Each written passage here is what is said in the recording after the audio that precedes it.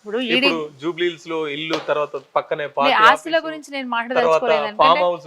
నేను మాట్లాడదలుచుకోలేదు. ఎందుకంటే వాళ్ళ భర్త సంపాదిస్తున్నారు. ఆయన రియల్ ఎస్టేట్ రంగంలో ఉన్నారు, కాంట్రాక్టరు.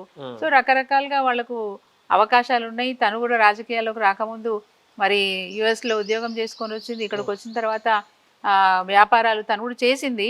తనకుండే కంపెనీలు తనకున్నాయి. తను ఇన్కమ్ సోర్సెస్ ఉన్నాయి. తనకు వాళ్ళ భర్తకు ఇన్కమ్ సోర్సెస్ ఉన్నాయి. కాబట్టి ఆస్తులు పెరిగే విషయంలో మనం ఏమి అట్లాంటి విషయం మీద మాకేం అబ్జెక్షన్ లేదు. మాకున్న ఇబ్బందల్లా ఏంటంటే మా చెట్టును నరికేసే ప్రయత్నం చేస్తుంది. మేము కాపాడుకుంటాం. ముఖ్యంగా హరీష్ రావుని టార్గెట్ చేసినట్టు.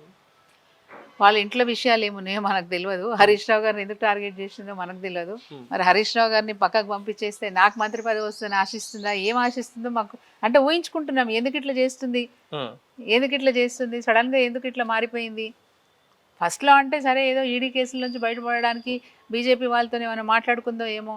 నేను జైల్లో ఉంటే ఎవరు అంటే ఏమి చేయలేదు అని చెప్పుకుంటా ఉంది. బట్ చాలా చేసింది. కేటీఆర్ గారు, హరీష్ రావు గారు, కేసీఆర్ గారు ఆమెను బయటకు తీసుకోవడానికి 200 కోట్లు ఖర్చు పెట్టినని తెలిసింది మాకు. తెలిసింది, అది నిజమా కాదా తెలియదు. అంటే సర్వ ప్రయత్నాలు చేసినారు వాళ్ళు. అన్ని రకాల ప్రయత్నాలు చేశారు. అన్ని రకాల ప్రయత్నాలు చేసి చివరికి ఆమె బయటకు వచ్చిన తర్వాత నన్ను పట్టించుకోలేని ఉక్రోషం ఒకటి. ఆ ఉక్రోషంతో ఆ ఈడీ కేసులోంచి బయటపడడానికి బీజేపీ వాళ్ళతో మాట్లాడుకొని ఆ బయటికి వచ్చి ఆ స్టార్టింగ్లో ఏదైతే చెప్పుకుందో అవన్నీ కూడా మాకు అనిపించింది. సరే ఆమె బీజేపీ కేసులోంచి బయటపడడానికి ఇవన్నీ చేస్తుంది అనుకున్నాం. కానీ మొన్న కౌన్సిల్లో మాట్లాడిన విషయాలు చూస్తే 100% రేవంత్ రెడ్డి గారి భాష మాట్లాడింది. రేవంత్ రెడ్డి గారి స్క్రిప్టే మాట్లాడింది.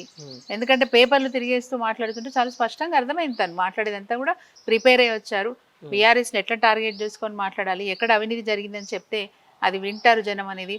తర్వాత కేసీఆర్ గారిని కూడా దుర్భాషలు ఆడడం అనేది ఒక కన్న తండ్రి నిండు సభలో కేసీఆర్ గారు అంటే తెలంగాణ ప్రజలు చూస్తారనేది సోయి ఉండదా?